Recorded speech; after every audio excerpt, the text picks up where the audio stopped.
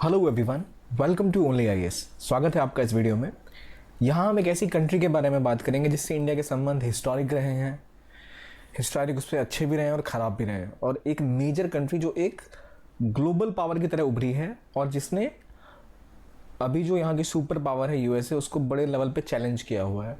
तो जब आप चाइना और इंडिया के रिलेशंस पढ़ो तो आपको केवल इंडिया और चाइना के संबंधों की कहानी नहीं, चाइना की जो राइज है वो राइज कैसे डिफरेंट है compare to let's say USSR, कैसे चाइना एक चैलेंज पेश कर रहा है यूएसए को, कैसे एक चैलेंज पेश कर रहा है इंडिया को, और किस तरह इंडिया प्रिपेयर कर सकता है अपने आप को चाइना से लोहा लेने के लिए। अगर अकेले करेगा तो काफ़ी नहीं होगा, तो क्या कौन कौन से अलायंसेस हैं, कहाँ कहाँ पे इंडिया एक तरह के फ्रेंड्स बना सकता है, कौन कौन सी कंट्रीज हैं जो लाइक माइंडेड है। लाइक माइंडेड कंट्री वो होती हैं जिनके साथ आपका इंटरेस्ट जो है वो कन्वर्ज करता है, यानी आपके जो हित है उनके जो हित है वो मिलते हैं। और एक ऐसा संबंध है जहाँ इंटरेस्ट डाइवर्ज करते हैं, यानी हमारे और आपके हित नहीं मिलेंगे तो इंटरेस्ट डाइवर्जेंट अलग जा रहे हैं। चाइना एक ऐसी कंट्री है जिसके साथ इंडिया के कुछ रिलेशन कन्वर्ज करते हैं, कुछ ऐसे हित हैं जो ये दोनों चाहते हो। फॉर एग्जाम्पल ये दोनों ग्लोबली एक रिविजनिस्ट पावर है, यानी चाहते हैं ग्लोबल स्ट्रक्चर बदले। अमेरिका का जो पावर है, जो स्ट्रक्चर है, अमेरिका को ज़्यादा पावर मिली हुई है, जो यूरोपियन पावर है, वेस्टर्न पावर से जिनको यूएन हो, आईएमएफ हो, वर्ल्ड बैंक हो, हर जगह इनकी जो कैपेसिटी से ज़्यादा उनको पावर मिली हुई है, ये उसके खिलाफ है। चाइना इंडिया दोनों का कहना है कि जो ग्लोबल इंस्टीट्यूशंस हैं जैसे वर्ल्ड बैंक, यूएन, इन सभी को डेमोक्रेटाइज होना चाहिए, इन सब में जो डेवलपिंग कंट्रीज हैं उनका शेयर उनको बराबरी मिलना चाहिए, और उस पर दोनों सहमत हैं। तो इसलिए इंडिया और चाइना जो अक्सर अगर जैसे पेरिस क्लाइमेट टॉक हो गई, या फिर यूएन में कोई सुधार की संभावना है, या फिर जो ग्लोबल फाइनेंशियल फ्रेमवर्क है जो कि जैसे एशियन डेवलपमेंट बैंक हो गया, आईएमएफ हो गया, वर्ल्ड बैंक हो गया, ये सब जो लोन्स वगैरह की बातें करते हैं तो चाहते हैं कि स्ट्रक्चर किया जाए। वहाँ पर ये लोग सेम इनके इंटरेस्ट मैच करते हैं इंडिया चाइना के, इसलिए इंडिया चाइना मिलकर ब्रिक्स जैसे संस्थान में खुद खड़े होते हैं, साथ साथ एआईआईबी जैसा इंस्टीट्यूशन खड़ा किया है, और दोनों इसके पार्टनर्स हैं। उसी टाइम पर जो बायलैटरल लेवल है उनके संबंध बिल्कुल कई जगह डाइवर्ज कर रहे हैं, यानी बॉर्डर पे इशूज़ हैं, फिर पाकिस्तान को लेकर इशू है, टेररिज्म को लेकर इशू है, जबकि इकोनॉमी को लेकर लगातार बढ़ता जा रहा था। $100 बिलियन को क्रॉस कर गया बायलैटरल ट्रेड, और इंडिया के टॉप 3 ट्रेडिंग पार्टनर में हमेशा चाइना रहता है, और चाइना के ऊपर चाइना से बहुत सारा सामान इंडिया आता है। और उसी के बाद इंडिया को डर है कि चाइना से अगर इसी तरह सामान आता गया, रिलायंस चाइना के ऊपर रही इन टर्म्स ऑफ इंपोर्ट, तो भारत की इंडस्ट्रीज को बहुत भारी नुकसान पहुंचेगा। कई ऐसी इंडस्ट्रीज इंडिया की जो बुरी तरह प्रभावित हुई हैं चाइना से सस्ते इंपोर्ट से। ये सारी चीजें, यानी कुछ जगह इंडिया चाइना के जो इंटरेस्ट है वो मैच करते हैं, कन्वर्ज करते हैं, कई जगह डाइवर्ज करते हैं, तो कॉम्प्लेक्स रिलेशन है। ऐसा पाकिस्तान वाला हिसाब नहीं, दुश्मन दुश्मन बात ही नहीं होनी, हमें कोई ट्रेड ही नहीं करना with China. What we see, China के साथ इंडिया रिलेशन काफी कॉम्प्लेक्स है। कॉम्प्लेक्स क्यों है? क्योंकि एक कई जगह लोग कन्वर्ज कर रहे हैं, यानी इनके जो हित है, इनके जो इंटरेस्ट है वो सिमिलर है। जो ग्लोबल बॉडी का स्ट्रक्चर हो गया, एनवायरमेंट की बात कर लें, फाइनेंशियल मैकेनिज्म की बात कर लें, वर्ल्ड ऑर्डर, दुनिया में किसका क्या स्थान है उसको बदलाव की बात आ गई, तो वहाँ अलग है। लेकिन ये डाइवर्ज कहाँ करते हैं? ये डाइवर्ज करते हैं एशिया में, इंडियन ओशन में। ये जो चाइना के आसपास का रीजन है वहाँ पर चाइना चाहता है कि इकलौती यही पावर है और बाकी कोई ना रहे। इसलिए इसका कंफर्म होगा इंडिया के साथ लड़ाई होगी, इनकी बॉर्डर के ऊपर लड़ाई होगी, पाकिस्तान को लेकर लड़ाई होगी। ये इंडिया को घेर के कमजोर रखना चाहते हैं, क्योंकि चाइना की राइज को कहता है मस्क्यूलर राइज। मस्क्यूलर राइज मतलब एक ऐसी कंट्री जो अब खड़ी हो रही है और वो दूसरे के बिना पर खड़ी हो रही है। मतलब इंडिया अगर राइज करेगी तो चाइना के लिए चैलेंजर खड़ा हो जाएगा एशिया में, जो वो नहीं चाहते। अगर आप एशिया को गौर से देखो, चाइना के बाद कोई मेजर पावर बचती नहीं है यहाँ पर। रशिया तो आधी एशियन है, आधी यूरोपियन है, तो जो मेजर पावर आपको दिखेगी इंडिया की दिखेगी, जो मिलिटरली खड़ी हो सकती है चाइना के खिलाफ। बाकी अगर आप देखो जापान का साइज छोटा है, बाकी कंट्री उतनी बड़ी मेजर लेवल पर खड़ी हो सकती है, और ये एक बॉर्डरिंग कंट्री है जो राइज कर सकती है। इसलिए चाइना की पॉलिसी में इंडिया को सबड्यूड करके रखना, क्योंकि चाइना की जो फॉरेन पॉलिसी है उसे कहते हैं पॉलिसी ऑफ सबड्यूड नेबरहुड। इसका मतलब है कि अगर आपको स्ट्रांगली खड़ा होना है तो आपके अड़ोस पड़ोस में शांति बना के रखो, उनको दबा के रखो कि यहाँ गली इस गली का गुंडा मैं हूँ और मुझे इस शहर के गुंडे अमेरिका से लड़ाई लड़नी है, तो बस मैं ही रहूंगा जो रहूंगा। तो उस इलाके, उस नेबरहुड को सबडू करने के लिए दो तरीके अपनाते हैं, एक तो फाइनेंशियल और एक मिलिटरी। फाइनेंशियली ऑलरेडी श्रीलंका के कब्जे में जा चुका, हमने पढ़ा, नेपाल जा चुका, बांग्लादेश जा चुका, पाकिस्तान जा चुका, मालदीव डिपेंडेंट है, पर इंडिया उतने लेवल पर डिपेंडेंट नहीं है। और इंडिया इकलौती ऐसी पावर है जिसके पास इकोनॉमिक माइट भी है, मिलिट्री माइट भी है, जो हो सकता है आगे जाके एक चैलेंजर बन जाए चाइना के लिए। और इस रीजन में ऑलरेडी एक बड़ी पावर है साउथ एशिया में। तो चाइना अपने इधर के रीजन को सबडू कर चुका है। मंगोलिया कंप्लीटली चाइना के कंट्रोल में है, रशिया के साथ संबंध ठीक कर लिए हैं, बाकी इधर कोई मेजर उतनी बड़ी मिलिट्री पावर नहीं है। तो इंडिया को सबडू करना उनकी पॉलिसी का एक तरह का हिस्सा है, सबडू नेबरहुड को अपने कंट्रोल में रखो। ये चाइना का पर्सपेक्टिव, और चाइना देखता है अपने आप को एज अ सुपर पावर। और इंडिया की जो भी हुआ करता ना पहले, राइज ऑफ एशिया, कहते थे कि पिछले सदी में राइज ऑफ यूरोप हुआ था, इस पर दोबारा राइज ऑफ एशिया होगा। और इंडियन पर्सपेक्टिव, इंडियन थिंकर्स वगैरह सोचते हैं राइज ऑफ एशिया तभी हो पाएगा जब इंडिया और प्लस चाइना दोनों उभर के खड़े हों। तो we see it as an Asian century, 21st century. India sees 21st century as an Asian century, लेकिन China sees 21st century as a Chinese century, जहां पर उनका उदय होगा और वो अपनी जो पुरानी खोई हुई जो उनका एक दुनिया में प्रभुत्व था, जो इंपैक्ट था, इन्फ्लुएंस था, वो दोबारा वापस पा लेंगे। तो ये मेजर डिफरेंस है इंडिया और चाइना के पर्सपेक्टिव में दुनिया को लेकर। लेकिन क्योंकि दोनों डेवलपिंग कंट्रीज रही हैं, हालांकि चाइना ज़्यादा डेवलप कर रही है इंडिया से, लेकिन कहीं कहीं इनके इंटरेस्ट मैच करते हैं। कहाँ मैच करेंगे? जहाँ बात आएगी इन्वायरमेंट की, ग्लोबल इंस्टीट्यूशंस की, या फिर ग्लोबल इंटरनेशनल रूल मेकिंग की, यहाँ पर कहीं इंटरेस्ट के मैच करते हैं। इसलिए आपको दिखेगा ब्रिक्स में इंडिया चाइना के साथ बात कर रहा है, एससीओ में इंडिया चाइना के साथ बात कर रहा है, लेकिन वहीं डोकलाम और गलवान में हम लड़ रहे हैं। हमारा ट्रेड भी बढ़ रहा है कि इतनी बड़ी इकोनॉमी है चाइना कि चीज़ें सस्ती सस्ती वहाँ से डेवलप हो सकती हैं। तो इसलिए इंडियन इकोनॉमी भी डिपेंडेंट है उनके ऊपर। और उनके पास एक खास बात है, कुछ ऐसी चीज़ें हैं जो चाइना ही इस लेवल पर बनाता है, यानी rare earth metal, rare earth elements जो है, रेयर अर्थ मेटल्स जो हैं, ये चाइना में इसका बहुत बड़ा भंडार है। और इनसे आप मोबाइल के डिवाइसेस, इलेक्ट्रॉनिक के की इक्विपमेंट्स इसी से बनते हैं। तो इसलिए आप बिल्कुल ब्लॉकआउट नहीं कर सकते चाइना को, व्यापार तो करते रहना होगा। और क्योंकि जैसे थ्योरी है, theory of liberal theory of interdependence, इसका मतलब ये होता है कि दो देश जब आपस में इतनी ज़्यादा निर्भर हो जाए, कि एक से झगड़ा करने में दूसरे की इकोनॉमी को बहुत लॉस हो, जॉब चली जाए, कंपनी बर्बाद हो जाए, तो वो दो देश एक दूसरे के ऊपर इंटरडिपेंडेंट है, इसलिए वो दूसरे के साथ जंग पे नहीं जाएंगे। ये एक थ्योरी जो लगाई जाती है कि अगर भारत पाकिस्तान व्यापार करेंगे तो एक दूसरे के ऊपर इंटरडिपेंडेंट हो जाएंगे, फिर झगड़े नहीं होंगे। इस थ्योरी का मानना है कि दो देशों में मैकडॉनल्ड है तो आपस में झगड़ा नहीं करेंगे, क्योंकि आपस के ऐसे संबंध इतने कॉम्प्लेक्स हो जाते हैं। लेकिन इंडिया चाइना के संबंध उतने कॉम्प्लेक्स होने के बावजूद लड़ाइयां होती रही हैं। क्यों होती रही है? क्योंकि जो चाइना का विजन है ओवरऑल एशिया को लेकर, नेबरहुड को लेकर, अपनी राइज को लेकर, वो काफी डिफरेंट है देन इंडियाज विजन। इंडिया देखता है खुद को as a major power, India want to see itself as a major responsible power at global scale, वैश्विक लेवल पे। चाइना समझता है कि भाई इस रीजन में तो बस हम ही हम हैं, तो आप कहां से आ रहे हो? तो that's why China does not see India as a major, India would not want India to rise as a major power. They see themselves as a sole superpower of Asia or maybe only challenger to America. ये कहानी है China की इस reason में।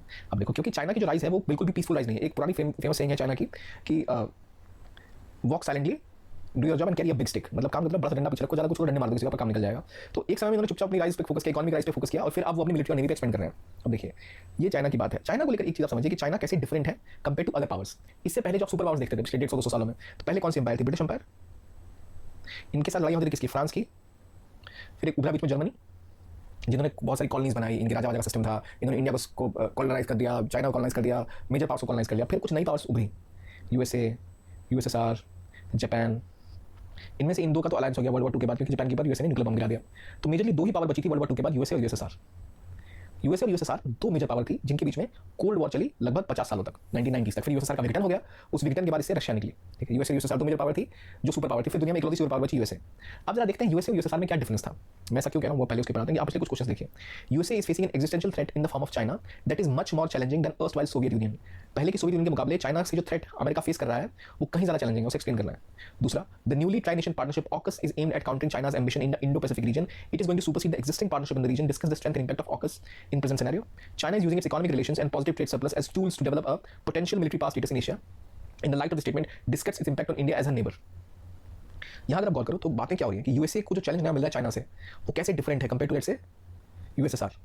आपसे पूछा जा रहा है कि ऑकस का पार्ट इंडिया नहीं है, यूएस, यूके और ऑस्ट्रेलिया थे, उससे कैसे चाइना को काउंटर किया जाएगा और क्या ये एक नई पार्टनरशिप बना सकता है इस रीजन में। फिर आपसे पूछा जा रहा है चाइना के पॉजिटिव ट्रेड प्लस का इस्तेमाल कैसे इन्होंने किया है अपने आपको मिलिट्री पावर ग्रुप में बनाने में एशिया में, इसका प्रभाव इंडिया पे क्या पड़ रहा है। तो ये सब क्वेश्चन जो है not directly India China relations के ऊपर है, पर चाइना कैसे ग्लोबल थ्रेट बन रहा है बाकी दुनिया के लिए, कैसे यूएसए से के लिए नया चैलेंज है, कैसे ग्लोबल जो अलाइनमेंट हो रही है। अलाइनमेंट मतलब कुछ देश जो साथ आ रहे हैं, कुछ जो रीजन की कंट्री साथ आ रही है, उनको थ्रेट चाइना का एक साथ लग रहा है, तो वो कहाँ हो रहा है, कैसे हो रहा है, इसके बारे में बातें हो रही हैं। तो इसलिए चाइना जब आप पढ़ो तो आपको इंडिया और चाइना रिलेशन से बाहर निकल के भी देखना पड़ेगा इनका ग्लोबल आउटरीच क्या है।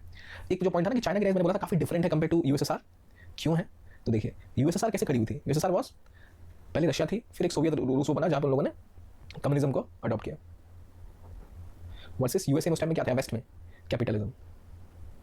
दोनों ही देशों में, यूएसएसआर और अमेरिका में जो मेजर लड़ाई थी वो एक आइडियोलॉजिकल लड़ाई भी थी। आइडियोलॉजिकल लड़ाई किस चीज को लेकर? कम्युनिज्म वर्सेस कैपिटलिज्म को लेकर। इनके बीच में एक मेजर मिलिट्री रेस भी चल रही थी। कोल्ड वॉर के दौरान भी अपने अपने अलायंसेस बढ़ा रहे थे, हथियार बढ़ा रहे थे। तो रेस फॉर वेपन्स, जिसमें न्यूक्लियर कौन ज़्यादा असला बारूद जमा कर लेगा उसके ऊपर भी बात थी। और यूएसएसआर चाहता था कि जो कम्युनिज्म है वो फैले, तो उन्होंने यूरोप में एक ईस्टर्न ब्लॉक बनाया था, जिसमें कई सारे देश थे। जो यूक्रेन का विवाद देख रहे हो वो पहले यूएसएसआर का पार्ट था, वो देश भी। उसके अलावा ईस्टर्न यूरोप पूरा का पूरा यूएसएसआर के ब्लॉक में था, वेस्टर्न यूरोप पूरा कैपिटलिज्म के ब्लॉक में था। यहाँ पर अगर आप गौर करो तो यूएसए ने फोकस किया था ग्रोथ के ऊपर, इकोनॉमिक ग्रोथ के ऊपर। कैपिटलिज्म को कहा जाता है ज़्यादा एफिशिएंट इकोनॉमिक मॉडल है, कैपिटलिज्म में ग्रोथ ज़्यादा देखने को मिलती है। और कम्युनिज्म की खास बात है कि इन देशों में इनइक्वालिटी कम होती है, पर क्योंकि कम्युनिज्म की कोर डेफिनेशन ये है कि यहाँ पर सत्ता, स्टेट जो होता है वो स्टेट के द्वारा कंट्रोल होता है, मतलब डेमोक्रेसी नहीं होती है, सब कुछ स्टेट कंट्रोल करता है। मीन्स ऑफ प्रोडक्शन, यानी जैसे साबुन हो, तेल हो, आपके कारें हो या घड़ियां हो, बैंक हो, इंडस्ट्री हो, वो सब स्टेट के अंदर होता है और स्टेट उसको रिडिस्ट्रीब्यूट करता है जरूरत के हिसाब से। कैपिटलिज्म में प्राइवेट इक्विटी, सब कुछ प्राइवेट होता है। कौन सरकार का काम होता है केवल गवर्न करना, केवल शासन करना, ना कि आपकी अर्थव्यवस्था को चलाना। कम्युनिज्म में राज्य का यानी स्टेट का ही काम होता है पॉलिसी भी देखना और आपके इकोनॉमी को रन भी करना, और प्रोडक्शन जो भी चीज़ें बनती है वो राज्य के अंदर ही बनती है, हर बैंक हर एक चीज़ राज्य का है। तो कैपिटलिज्म प्राइवेट ट्रेड को बढ़ावा देता है, और जहाँ भी प्राइवेट ट्रेड होता है वहाँ पर इंसेंटिव होते हैं, यानी बढ़ने के मौके होते हैं। तो कैपिटलिज्म को लेकर ज़्यादा एफिशिएंट होता है। इसके पीछे एक प्रॉफिट मोटिव होता है। प्रॉफिट मोटिव मतलब अगर मैं एक फैक्ट्री खोलूँ और 100 स्कूटर्स बनाऊँ, तो मैं मान लो 100 स्कूटर बनाता हूँ 1 करोड़ कमाऊंगा, मैं 200 स्कूटर बनाता हूँ 2 करोड़ कमाऊंगा, अगर मैं 1000 स्कूटर बनाता हूँ मैं 100 करोड़ कमाऊंगा। तो मेरा टारगेट होगा कि मैं 1000 स्कूटर का 10 स्कूटर बनाऊंगा, जल्दी जल्दी पैसा कमाऊंगा। उसके लिए मुझे अगर फैक्ट्री पे इन्वेस्टमेंट करनी पड़ेगी, ग्रोथ दिखानी पड़ेगी, मैं दिखाऊंगा। लेकिन अगर मेरी फैक्ट्री एक कम्युनिस्ट कंट्री के अंदर है, तो मैं जो भी ग्रो करूंगा सारा कुछ स्टेट के पास चला जाएगा, फिर वो डिसाइड करेगा डिस्ट्रीब्यूशन किस हिसाब से हो। तो मेरे पास कोई मोटिव नहीं रहेगा अपने बिजनेस को ग्रो करने के लिए। मुझे कितना मिलना है, जो स्टेट तय करेगा वही मिलेगा, भाई इतनी मेहनत मैं क्यों करूँ। तो इसलिए देखा गया कि हमेशा कैपिटलिज्म बेहतर आइडियोलॉजिकल या इकोनॉमिक सिस्टम था। इस वजह से यूरोप में और यूएसए में ग्रोथ बहुत देखने को मिली। यूएसए ने फंड भी किया ग्रोथ को in Europe through Marshall plan, compare to USSR जहां पर काफी दिक्कतें थी। उनकी इकोनॉमिक पावर उतनी स्ट्रांग नहीं थी। दुनिया के जो ग्लोबल इंस्टीट्यूशंस थे, जैसे आपका यूनाइटेड नेशंस, जैसे वर्ल्ड बैंक, आईएमएफ, इन सब में यूएसएसआर की उतनी पकड़ नहीं थी। यहाँ पर ज़्यादा पकड़ वेस्टर्न संस्थाओं की, उनके पास पैसा था, वो फंड कर रहे थे। तो इसलिए वेस्ट के पास और यूएसए के पास इंस्टीट्यूशनल पावर ज़्यादा थी, उनकी इकोनॉमी ज़्यादा बेटर थी। और रशिया के पास पैसे कम थे पर मिलिट्री रीच बहुत ज़्यादा थी, बहुत दूर तक फैला एम्पायर था। मान लो ईरान से लेकर आप अभी आप पहुंच जाओ, ईरान से लेकर आप यूक्रेन तक पहुंचे, यूक्रेन का रीजन तो यूएसएसआर ही था। इतना बड़ा रीजन है पूरा यूरोप और रशिया आपके पास है। आपके ब्लॉक में बहुत सारी कंट्रीज थी जिनकी इकोनॉमी खुद खराब चल रही थी, तो उनको भी सपोर्ट देना। तो यूएसएसआर की जो राइज थी वो मेनली अमेरिका से कंपीट कर रहा था मिलिट्री पावर के ऊपर। दोनों के पास न्यूक्लियर बॉम्ब्स थे, दोनों ग्रो कर रहे थे। सैटेलाइट की दुनिया में स्पेस टेक्नोलॉजी की दुनिया में सबसे पहले अंतरिक्ष में यूरी गैगरिन गए, जो रशियन स्पेस एजेंसी के थे, कॉस्मोनॉट जिन्हें कहते थे वो, और पर नासा ने भी काफी इन्वेस्टमेंट करी। लेकिन यूएसए के पास काफी पैसा हुआ करता था और कहा जाता है यूएसएसआर ने अपने आप को ओवर स्ट्रेच कर लिया इन दिस आर्म्स रेस। ये जो आर्म्स रेस थी, ये जो रेस फॉर स्पेस थी, इनमें अपने आप को ओवर स्ट्रेच कर लिया, जितनी कैपेसिटी थी ज़्यादा खर्च कर लिया। ये जो ओवर स्ट्रेच यूएसएसआर ने किया है, ये दर्शाता है कि उनके पास मिलिट्री स्ट्रेंथ तो थी, उनके पास एक आइडियोलॉजी भी थी, उनके पास अलायंसेस भी थे कंट्रीज की सपोर्ट में, पर उनके पास इकोनॉमिक सिस्टम नहीं था इतना एफिशिएंट, उनके पास उतना प्रोडक्शन नहीं हो रहा था, मॉडर्न टेक्नोलॉजी नहीं थी, उनके पास सॉफ्ट पावर नहीं था उतना, ना ही वो इंस्टीट्यूशन के लेवल पर ऐसे इंस्टीट्यूशंस बिल्ड कर पाए कि वो चैलेंज कर पाए अमेरिका के सिस्टम को। दुनिया भर में काम डॉलर के ऊपर होता रहा और रूबल को तो कोई जानता भी नहीं था, रूबल करेंसी कोई पूछ नहीं थी दुनिया में, जो रशियन करेंसी है, जबकि आप डॉलर आज भी दुनिया में प्रख्यात है। जो भी मेजर इंस्टीट्यूशनल बॉडीज है वहां पर यूएसएसआर का कब्जा था, यूएसए का कब्जा था, यूएसएसआर की कोई पूछ नहीं थी, यूएसएसआर के पास हथियार थे। ये यूएसएसआर की कहानी हो गई। अब मैं आपको बताता हूं, कंपेयर करो आप इसको राइज ऑफ रशिया से वर्सेस राइज ऑफ चाइना, मतलब यूएसएसआर जो आगे बाकी रशिया बना और ये आपका चाइना है। तो अगर आप देखो, पहली बात आती है इकोनॉमिक सिस्टम की, दूसरी बात आती है आइडियोलॉजी की, तीसरी बात आती है ग्लोबल इंस्टीट्यूशंस की, फिर बात आती है मिलिट्री पावर की, फिर बात आती है टेक्नोलॉजी की। देखो, यूएसएसआर का इकोनॉमिक सिस्टम कम्युनिज्म बेस्ड था, कहने को तो चाइना भी कम्युनिस्ट कंट्री है, लेकिन इनकी जो इकोनॉमिक सिस्टम है, इन्होंने अपने आप को ग्लोबल सप्लाई चेन में, इनका ग्लोबल सप्लाई चेन पे इतनी बड़ी पकड़ है कि ये दुनिया का फैक्ट्री ऑफ द वर्ल्ड कहते हैं चाइना को, फैक्ट्री ऑफ द वर्ल्ड। क्यों? क्योंकि चाइना में ही दुनिया की हर चीज़ बनती है, चाहे कार हो, चाहे सुई हो, चाहे खिलौने हो, क्योंकि इन्होंने इतना निवेश किया अपने इकोनॉमी पर और बेसिकली पहले अपने आप को दुनिया में कब्जा करने नहीं गए। 1970s के बाद चाइना ने फोकस किया अपनी इकोनॉमी को ग्रो करने में। जब इनकी इकोनॉमी बहुत ज़्यादा ग्रो हुई, दुनिया का सारा प्रोडक्शन लगभग चाइना में स्थापित हो गया और ये अपने आप को दिखने लगे एज मेजर पावर, तब जाके इन्होंने अपने आप को दुनिया के ग्लोबल सप्लाई चेन में कनेक्ट किया। उसके बाद जब बहुत पैसा आ गया, बहुत ग्रोथ हो गई, तब इन्होंने अब रिसेंटली बीआरआई को पहले वन रोड वन बेल्ट ओआरओबी या ओबीओआर, और जिसका नाम बदल के बाद BRI belt and road initiative शुरू किया, जिसके थ्रू ये दुनिया भर के 6 रीजन्स को जोड़ेंगे, रोड के थ्रू, सड़कों के थ्रू, समुद्री रूट के थ्रू, ताकि इनका जो प्रोडक्शन है, जो बाकी की मार्केट है, उनको अपने से मिला सके, ग्रोथ कर सके। तो यहाँ देखो, इनका जो मॉडल है कहने को तो कम्युनिस्ट है, पर इनका सिस्टम कैपिटलिज्म वाला भी चला। उन्होंने अपनी इकोनॉमिक सिस्टम पे फोकस किया और तेजी से डबल डिजिट ग्रोथ, 10% से ऊपर की ग्रोथ रेट दो दशकों तक चली चाइना की। इसे कहते हैं miracle. Millions of people were pulled out of poverty. इतने लोगों को इतिहास में किसी ने गरीबी से बाहर नहीं निकाला जितना चाइना ने अपनी ग्रोथ में निकाला। और इनका जो गवर्नेंस का स्ट्रक्चर था काफी स्ट्रिक्ट था, फोकस इकोनॉमिक ग्रोथ पे था, वन चाइल्ड पॉलिसी फॉलो की, पॉपुलेशन को कंट्रोल किया और एक रूथलेस, जो कम्युनिस्ट पार्टी रूथलेसली रूल किया, लेकिन काफी एफिशिएंटली रूल किया, काफी लोगों को गरीबी से निकाला, डबल डिजिट ग्रोथ 2 डेकेड्स तक चली, वर्ल्ड की फैक्ट्री बन गई है। इन्होंने अपनी इकोनॉमी पे बहुत फोकस किया, यूएसए के साथ और यूएसएसआर के साथ, एक तरह से यूएसए के साथ ज्यादा अलाइन रही है और दुनिया की ग्लोबल फैक्ट्री बन गई, सप्लाई चेन का पार्ट बन गई, इकोनॉमी ग्रो कर गई और एक मेजर इकोनॉमिक पावर पहले बना China than being a military power. अभी भी चाइना से ज्यादा रशिया हुल दे सकता है अमेरिका कि भाई आपको हम अटैक करेंगे, न्यूक्लियर बम मार देंगे, उनके पास अभी भी न्यूक्लियर वॉरहेड दुनिया में सबसे ज्यादा है। लेकिन चाइना ने ये सब करने से पहले अपनी इकोनॉमी को बिल्ड किया, उसके बाद इन्होंने अपना स्पेस प्रोग्राम बड़ा करना स्टार्ट किया, उसके बाद इन्होंने बीआरआई पे इन्वेस्टमेंट करनी शुरू की, उसके बाद इन्होंने अपने आपको एज ए चैलेंजर यूएसए दिखाना शुरू किया, अपनी नेवी को बिल्ड करना स्टार्ट किया, पहले अपनी इकोनॉमी पे काम किया तगड़े तरीके से, जहां यूएसएसआर मिस कर गया था। दूसरी बात है आइडियोलॉजी। यूएसएसआर ने कम्युनिज्म को फॉलो किया स्ट्रिक्ट रूप से और कम्युनिस्ट कंट्रीज के साथ ही मिली अलायंस की, कैपिटलिस्ट कंट्रीज के साथ अलायंस नहीं की। जो 2 ब्लॉक हुआ करते थे, कैपिटलिस्ट ब्लॉक, कम्युनिस्ट ब्लॉक, वो अलग अलग हुआ करते थे। चाइना के साथ ऐसी कोई दिक्कत नहीं है। चाइना के संबंध इजराइल का एक मेजर पार्टनर है, इंडिया के साथ भी इकोनॉमिक रिलेशंस है, यूएसए के साथ जंग वाले हालात बने हुए हैं, ट्रेड वॉर चल रही है, पर चाइना यूएसए के साथ मेजर ट्रेड भी चल रहा है, मेजर लार्जेस्ट ट्रेडिंग पार्टनर के लेवल पे पहुंच जाते हैं। यूरोप की बहुत सारी इकोनॉमी डिपेंडेंट है चाइना के ऊपर, साथ बहुत सारा ट्रेड इकोनॉमिक सिस्टम है। तो आइडियोलॉजी से परे हटकर इन्होंने हर दिशा में अपने संबंध बढ़ाए और अपनी इकोनॉमी को डाइवर्सिफाई किया, ग्लोबल इकोनॉमी का पार्ट बन गए। तो कोई ब्लॉक हो, चाहे यूएसए का दोस्त हो, चाहे ऑस्ट्रेलिया हो, चाहे पाकिस्तान हो, चाहे बेलारूस हो, हर देश के साथ कनेक्शन थे चाइना के, जो रशिया के नहीं, रशिया का अपना ब्लॉक पर ज़्यादा डिपेंडेंस था। और ग्लोबल इंस्टीट्यूशंस में जैसे इनको लगा कि इनको वो उस लेवल पे लीडरशिप नहीं है इनके पास, ना ही आईएमएफ की, ना ही वर्ल्ड बैंक की, ना यूएन में। तो इन्होंने कहा भाई हम नए ग्लोबल इंस्टीट्यूशंस ही खड़े कर देंगे। तो उन्होंने बाकी जैसे लाइक माइंडेड कंट्रीज थी, इनको ग्लोबल ऑर्डर बदलना था, जैसे इंडिया हो गई, तो इन सबके साथ उन्होंने मिलकर क्या करना स्टार्ट किया, ब्रिक्स को एस्टैब्लिश किया, एआईबी को एस्टैब्लिश किया, एससीओ को एस्टैब्लिश किया। तो एक नए लेवल पे ये कोशिश कर रहे हैं इंस्टीट्यूशंस बिल्ड करने की, इंस्टीट्यूशंस जहां पर सारे लोग वही नहीं जिनके दोस्त हैं। इंडिया और ब्राजील ज़्यादा करीब है अमेरिका के, चाइना, लेकिन ब्रिक्स में है वो, एआईबी में ऑस्ट्रेलिया भी है, इंडिया भी है। तो ये जो इंस्टीट्यूशन बिल्ड कर रहा है, इट इज शोइंग कि वो एक इंस्टीट्यूशनल चैलेंजर भी है अमेरिका को, जो यूएसएसआर कभी नहीं था।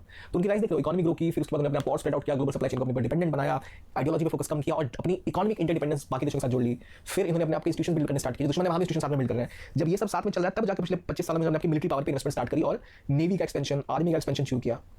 और ये एक्सपेंशन भी इन्होंने ऐसा नहीं किया, यूएसएसआर ने अपने आप को ओवर स्ट्रेच कर लिया था, क्यूबा से लेकर यूरोप, एशिया, ईरान, हर जगह वो सीरिया में घुसे पड़े थे, इतने लेवल पे स्प्रेड आउट थे कि इकोनॉमी के पास कैपेसिटी नहीं थी। इन्होंने अपने आप को लिमिट रखा है, ये अपनी इकोनॉमिक पावर के थ्रू अपना इन्फ्लुएंस बढ़ा रहे हैं।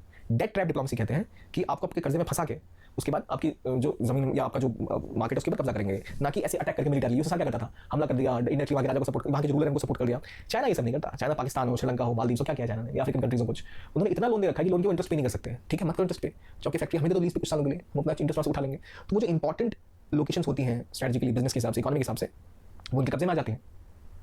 तो इस तरह से इन्होंने अपने आप को not as a military challenger but as a institutional challenger, a new type of challenge पेश किया अमेरिका को, जहां मिलिट्री की जगह इकोनॉमी वॉरफेयर पे फोकस करते हैं। प्लस जब इन्होंने अपनी मिलिट्री को एक्सपेंड भी किया तो उसको फोकस रखा है कहां, पहले अपने रीजन को क्लियर करने में, इनके आसपास कोई चैलेंजर ना हो।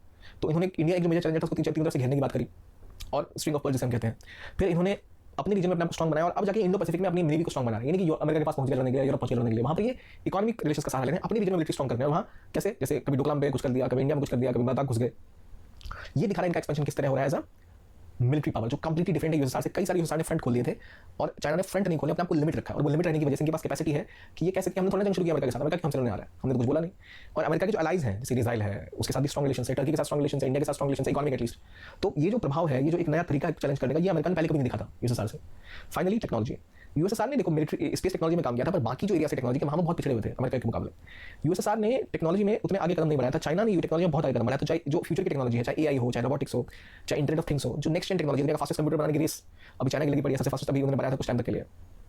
फिर चाहे स्पोर्ट्स की बात हो, ओलंपिक्स में चैलेंज करना है, चाहे जो आपको एआई की टेक्नोलॉजी उस पर बात हो, तो और अपने जोन को उन्होंने बंद कर दिया। और ये कोशिश की टेक्नोलॉजी की भाई इज अ मेजर टेक्नोलॉजी, चाहे 5G में कुछ लेवल पे अमेरिकन कंपनी, सारी चाइनीज कंपनी की स्टेट का सपोर्ट है, तो टेक्नोलॉजी पावर हाउस है जो टेक्नोलॉजी सस्ते में दे सकता है डेवलपिंग कंट्रीज को। तो उनको लगेगा कि हमें चाइना के साथ जाना चाहिए, ना कि यूएसए के साथ। तो इसलिए एक नई तरह का चैलेंजर है। इसलिए इंडिया के आसपास की कंट्री से भी इंडिया से कितना भी सपोर्ट कर ले, वो चाइना की गोद में जाकर बैठ जाएंगे, क्योंकि चाइना इतना ज्यादा प्रोवाइड कर रहा है सब कुछ। इन सभी कारणों से अब देखो जो चाइना का चैलेंज है वो बहुत डिफरेंट है यूएसएसआर से, वो बहुत डिफरेंट है जो इससे पहले सुपर पावर जो हुई। इनका कोई, इनको अपने काम से मतलब, इनकी कोई एक आइडियोलॉजी या कोई एक सिस्टम नहीं है। इन सभी के बाद एक और चीज बचती है जो कि पहले जहाँ पे यूएसएसआर का फोकस कम था, जहाँ पे यूएस की बहुत बड़ी जीत हुई थी, वो थी they were able to tell a better story. यानी उनकी जो सॉफ्ट पावर थी यूएसएसआर के मुकाबले बहुत ज्यादा थी। इंडिया रशिया का एक बहुत क्लोज दोस्त है ना, सालों से दोस्ती है। आप मुझे रशियन ब्रांड बताओ एटलीस्ट 5, अगर मैं क्लाशनिकोव्स यानी AK-47 को हटा दूं, तो आप मुझे बताओ 4-5 ब्रांड के नाम जो रशियन ब्रांड्स हैं। आपको पता है ब्रांड्स नहीं पता होंगे। आपको अमेरिकन ब्रांड्स के बारे में पूछो तो किसी बच्चे को पूछ लो, उसको पता होगा नाम। ये पता होना होगा अमेरिकन ब्रांड्स के नाम कुछ पता होंगे, कोका कोला हो गया, है ना, पेप्सी हो गई, लेवाइस हो गया, बहुत एप्पल हो गया, बहुत सी कंपनीज है। यहाँ पर अगर मैं आपसे पूछूं मुझे चाइनीज ब्रांड के नाम बताओ, आपको बहुत सारे नाम बताऊंगे। शायद आपका कंप्यूटर चाइनीज हो, शायद आपका मोबाइल चाइनीज हो, शायद आपके एयरफोन्स चाइनीज हो, शायद आपके जूते चाइनीज हो। तो चाइना ने अपनी इंडस्ट्री पे फोकस किया, इकोनॉमी पे फोकस किया, साथ साथ सॉफ्ट पावर पर भी फोकस किया। उन्होंने क्या कर रखा है, उन्होंने आइडियोलॉजी के नाम पर अब वो चाइनीज सेंटर खोलते हैं हर देश में। नेपाल आप जाओ, आपको मैंडरिन सिखाने वाले इंस्टीट्यूट खुल मिलेंगे जहाँ चाइनीज सिखाई जाती है। उन्होंने जो बड़े बड़े देश हैं वहाँ पर अपनी एम्बेसीज में कल्चरल हाउसेस खोले हुए, ताकि चाइना की स्टोरी को बताया। वो बुद्धिज्म को वो अचानक बताने कि बुद्धिज्म एक तरह से उन्हीं का रिलीजन है, टाओइज्म, बुद्धिज्म। पहले वो एक अभी भी हालांकि वो एक इफेक्टिवली एक एथिस्ट स्टेट है जहाँ धर्म का पालन नहीं किया जाता, पर उनको लग रहा है कि धर्म का सहारा लेके आप अपनी कल्चरल रीच आगे बढ़ा सकते हो। तो बुद्धिज्म को ऑप्ट करने में लगे कि भाई ये हमारा धर्म है। ये और जो टाओइज्म है, कन्फ्यूशस के स्कूल खोले, उनकी थिंकिंग फैलाना ताकि चाइना की इमेज बने as a state, as a cultural power, क्योंकि रशिया उतनी सक्सेसफुल नहीं कर पाया था यूएसएसआर। तो सॉफ्ट पावर फोकस करना ये भी इनका एक तरीका है जिससे ये अमेरिका को उस लेवल पे चैलेंज कर रहे हैं, as level of brands, as level of major challenger. TikTok का देख लो, फेसबुक को पछाड़ दिया उसने, हालांकि इंडिया ने बैन कर दिया, पर globally it's a big success. तो वो जो कैपेसिटी है टेक्नोलॉजी की, सॉफ्ट पावर की, इन सभी में जो चाइना चैलेंज कर रहा है यूएसए को, वो अनप्रेसिडेंटेड है, यानी इससे पहले देखा नहीं गया। एक और चीज़ आप देखो, मैंने बोला था कि डॉलर वर्सेस रूबल वर्सेस, अभी आप देखो जो जापानीज करेंसी थी येन और जो चाइनीज करेंसी है रेनमिनबी, आरएनबी, जिसे आप युआन भी कहते हैं, किस तरह वो कोशिश कर रहे हैं कि युआन या आरएनबी जो है ये रिप्लेस कर दे डॉलर को as a global financial currency. और इसलिए आप देखते हो कि वो डॉलर के बदले में अपनी करेंसी पर ज़्यादा फोकस करते हैं, ताकि वो चाहते हैं कि उनकी करेंसी दुनिया की रिजर्व करेंसी बन जाए। जिसकी करेंसी से दुनिया चलेगी, दुनिया उसी की पैट होगी ना। जहाँ रशिया पिछड़ गया, वहाँ चाइना आगे बढ़ने की कोशिश कर रहा है। तो चैलेंज एक लेवल पे नहीं, कई फ्रंट पे है, और मजबूर कर रहा है अमेरिका को चाइना की वो अपनी मिलिट्री, अपना फोकस अपने रीजन से हटा के इंडो पैसिफिक पे डाले। जो अमेरिका है ना, वो उसको फार ईस्ट कहता है, जापान वाले इलाके को। तो आप और वो जैसे उनके जो अलाइज है, नॉर्थ कोरिया हो गया, पाकिस्तान हो गया, इनके थ्रू प्रॉक्सी प्रभाव डालते हैं दुश्मनों पर, जैसे जापान के ऊपर इंडिया के ऊपर पाकिस्तान, जापान साउथ कोरिया के ऊपर नॉर्थ कोरिया, क्योंकि वो सारे देश अमेरिका के क्लोज हैं।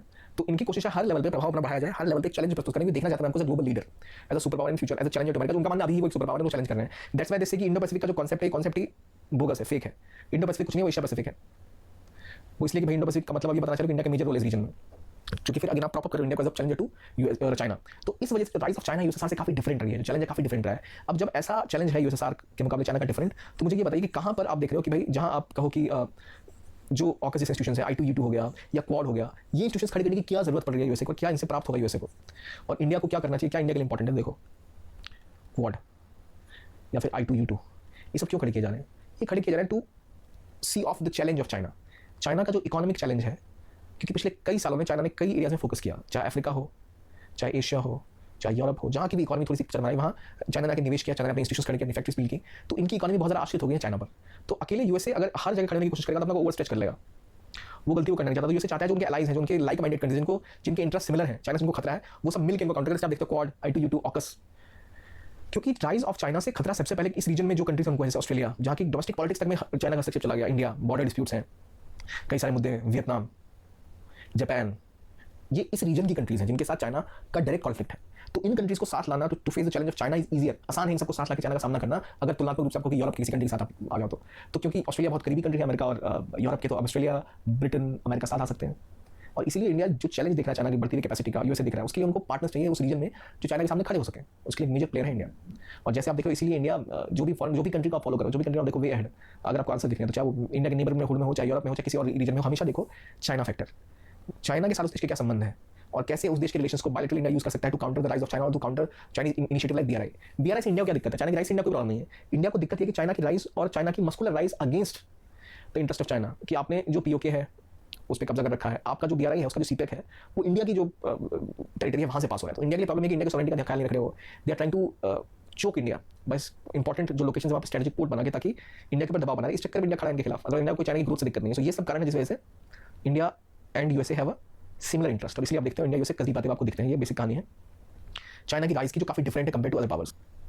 इसलिए the rise of China is a challenge to USA, but the muscular rise of China is a challenge to India. क्योंकि अगर इंडिया ने इनिशियली जब पॉलिसी बनाई थी, उन्हें लगा था कि इंडिया और चाइना लाइक सिविलाइजेशन स्टेट, दो बड़ी कंट्री है, दोनों को सताया गया है, दोनों के ऊपर राज था यूरोपियन पावर्स का, एक मेजर कंट्रीज जो ग्लोबल इकोनॉमी को रन किया करती थी समय में। तो जैसे जैसे राइज करेगा इंडिया और चाइना, वैसे दुनिया में गरीबी घटेगी और they will lead to rise of Asia, और एक म्यूचुअली बेनिफिशियल रिलेशन बनेंगे, हमारे कल्चरल रिलेशन रहे हैं। इसी चक्कर में जवाहरलाल नेहरू ने इनिशियली कोशिश की थी, जब रिलेशन शुरुआती स्तर पर, तो पंचशील का कॉन्सेप्ट आया था कि दोनों देश एक दूसरे की ग्रोथ को वैल्यू करेंगे, सॉवरेनिटी को वैल्यू करेंगे, कोएग्जिस्टेंस इस पर फोकस होगा। लेकिन असल में जो रिलेशन थे वो पूरी तरह से चरमरा गए 1962 वॉर के बाद से। तो फिर कभी लौट के वहाँ पहुंचे नहीं। हालांकि बीच में एक संबंध थोड़े से मतलब सही हुए थे, ट्रेड बढ़ा था काफ़ी ज़्यादा, लेकिन रिसेंटली चाइना ने और ज़्यादा मस्कुलर पॉलिसी अप्रोच रखी है। हमेशा से China is Pakistan iron brother. China ने श्रीलंका में बहुत ज़्यादा निवेश किया हुआ, हेमंतोटा पोर्ट हो, कोलंबो पोर्ट हो, वहाँ पर जो इंपॉर्टेंट स्ट्रेटेजिक लोकेशन है वहाँ अपने आपको स्ट्रेंथन करने की कोशिश कर रहे हैं। वो मालदीव्स में इन्वेस्टमेंट करें, इंडिया के इंटरेस्ट के खिलाफ काम कर रहे हैं। नेपाल में जो डोमेस्टिक पॉलिटिक्स है उसमें उनका हस्तक्षेप बढ़ गया है। तो इंडिया के आसपास की कंट्रीज में जहाँ देखो वहाँ चाइना के पैर पड़े हुए हैं। इसलिए इंडिया को हमेशा इनसिक्योरिटी रहती है कि चाइना रीजन में क्यों घुस रहा है, क्योंकि इंडिया के इन्फ्लुएंस का जोन थे। और यहाँ वो इंडिया को चैलेंज कर रहा है, तो इंडिया को लग रहा है कि जिससे भी सपोर्ट मिल सके चाइना, उसका सपोर्ट साथ मिलो और let's stop this muscular country जो इंडिया के इंटरेस्ट के खिलाफ काम कर रही है। लेकिन क्या भारत और चाइना इनके संबंध कहीं पर ऐसे भी हैं कि हाँ, जहाँ दोनों को लगता है कि हाँ हमें ठीक ठीक कुछ उपाय निकालना चाहिए वरना दिक्कत हो जाएगी। तो उस केस में कुछ इलाके ऐसे हैं जहाँ पर इनके संबंध ऐसे हो जाते हैं, इंटरेस्ट सिमिलर हो जाता है। फॉर एग्जाम्पल जिनजियांग प्रोविंस है जो POK के पास में लगता है, तो टेररिज्म का थ्रेट इनको भी बहुत है। लेकिन पाकिस्तान जो है इनका आयरन ब्रदर है, तो पाकिस्तान से जो टेररिज्म थ्रेट इनको आएगा एक पॉइंट के बाद इसको नजरअंदाज नहीं कर सकते। तो इसलिए इंडिया कोशिश कर रहा है कि टेररिज्म के पॉइंट पर SCO पर जो राइट्स इनिशिएटिव है वहाँ पर चाइना को के थ्रू दबाव पाकिस्तान पर डाला जाए। जो इन्वायरमेंट में जो वेस्टर्न कंट्रीज हैं वो जो कॉन्सेप्ट लाती हैं कि सबकी रिस्पॉन्सिबिलिटी है, और इंडिया और चाइना से नई नई जो डेवलपिंग कंट्रीज हैं वो चाहते हैं पॉल्यूटर पे प्रिंसिपल, यानी आपने जो आपकी हिस्टोरिकल रिस्पॉन्सिबिलिटी है वो भी निभाओ। हिस्टोरिकल रिस्पॉन्सिबिलिटी मतलब यूरोप और अमेरिका ने बरसों तक पोल्यूशन फैलाया और अब उसका नतीजा बाकी देश भुगत रहे हैं, तो क्यों नहीं आप ज़्यादा जिम्मेदारी लो कि आप हिस्टोरिकली पोल्यूशन फैलाते आए हो, तो उन लेवल्स पे साथ दिया जाते हैं। लेकिन on this the level of Asia, Indo Pacific, एक मेजर डिफरेंस है इंडिया USA के बीच में। क्यों भाई? एक तो पहले इंडिया की सॉवरेनिटी को थ्रेट कर रहे हैं, इंडिया की इकोनॉमी को के ऊपर जो इंपैक्ट है वो बुरा हो सकता है। ऊपर reliance on China in terms of critical technology, और इंडिया के साथ जो ट्रेड है वो काफ़ी स्क्यूड है, यानी बैलेंस ऑफ ट्रेड नहीं है, काफ़ी ज़्यादा नेगेटिव है ट्रेड डेफिसिट बहुत ज़्यादा है। अगर एक टाइम में $100 बिलियन का ट्रेड है तो $74 बिलियन का इंडिया सिर्फ इंपोर्ट कर रहा है, इंडिया से एक्सपोर्ट ज़्यादा है नहीं। और उनकी ट्रेड पॉलिसी ऐसी है कि they try to dump their goods into India, क्योंकि बहुत ज़्यादा प्रोडक्शन होता है चाइना में, तो वो चाहता है जो एक्स्ट्रा गुड पड़ा वो हम इंडिया में चिपका दें और इंडिया की इंडस्ट्री भी तबाह हो जाती है। तो इन वजहों से India China relations have been very complex और बहुत लेवल पे ये प्रभाव करते हैं दूसरे के ऊपर। ठीक है, ये बातें हो गई। अब जरा आते हैं इनकी ज्योग्राफी वगैरह देखते हैं, थोड़ी कहानी वानी पढ़ेंगे कि भाई क्या सिस्टम था, बातें तो बहुत सारी हो गई, तो कैसे चैलेंज था, क्या कहानी था। देखो यहाँ एक कॉन्सेप्ट होता है चाइना के साथ, कुछ चीज़ें इंक्लूड की जाती है, होता है पाम एंड 5 फिंगर्स। यहाँ देखो ना, यहाँ है तिब्बत। असल में चाइना के साथ इंडिया की बॉर्डर पर एक पॉइंट तो लगता भी नहीं था ज़्यादा, मेजरली तिब्बत से सारी इंडिया की सीमा लगा करती थी, जो कि एक स्वायत्त देश हुआ करता था। ये तिब्बत बाद में इसके ऊपर कब्जा कर लिया, मैंने कुछ किया नहीं। तो तिब्बत एक ऐसा रीजन है जो हमेशा से, जिसको लेकर चाइना बहुत ज़्यादा इनसिक्योर है। तिब्बत एक तरह का कहता है, तो तिब्बत इज अ पाम, ये हथेली है, ये हथेली इस तरह की जिसके थ्रू बहुत सी मेजर चीज़ें मूव करती है। तिब्बत पे कंट्रोल चाइना गया तो उनके पास एक बहुत बड़ा स्ट्रेटेजिक एडवांटेज है। यहाँ बहुत सारे मिनरल रिजर्व्स हैं, दुनिया की 12 से लेकर 20 तक जो मेजर रिवर्स है सब तिब्बत के प्लेटू से निकलती हैं, जो आपको साउथ एशिया से लेकर साउथ ईस्ट एशिया तक जाती है, चाहे मेकॉन्ग हो चाहे आपका इंडस हो, ये सभी रिवर्स के ऊपर एक बड़ा कंट्रोल है। दुनिया में पानी जो है वाटर एक ऐसा रिसोर्स के भविष्य में और कम हो जाएगा, तो इसलिए तिब्बत पे कंट्रोल बड़ा जरूरी है। लेकिन चाइना का मानना है कि तिब्बत अगर एक हथेली है जिसकी 5 उंगलियां फिंगर्स, जो अगर सिक्योर नहीं हुई तो उनके लिए तिब्बत की उनकी सुप्रीमेसी को खतरा है। फॉर एग्जाम्पल 1 हो गया नेपाल, 2 हो गया भूटान, 3 हो गया सिक्किम, 4 हो गया अरुणाचल और 5 हो गया लद्दाख। तो इन 5 रीजन्स के ऊपर एक मैप भी मैंने इसमें ऐड किया, वीडियो में आपको दिख जाएगा। वो उन 5 फिंगर्स को सिक्योर करना चाहता है। और ये फिंगर वाली जो कहानी अलग है, वो जो आप पेंगसांग सॉल गलवानी लड़ाई आप देखते हो तो वहाँ अलग कहानी। These are like palm of Tibet और ये 5 fingers, they need to ensure कि उनका यहाँ पर इन्फ्लुएंस बहुत ज़्यादा हो, ताकि इस पूरी रीजन में कोई और मेजर पावर खड़ी ना हो पाए।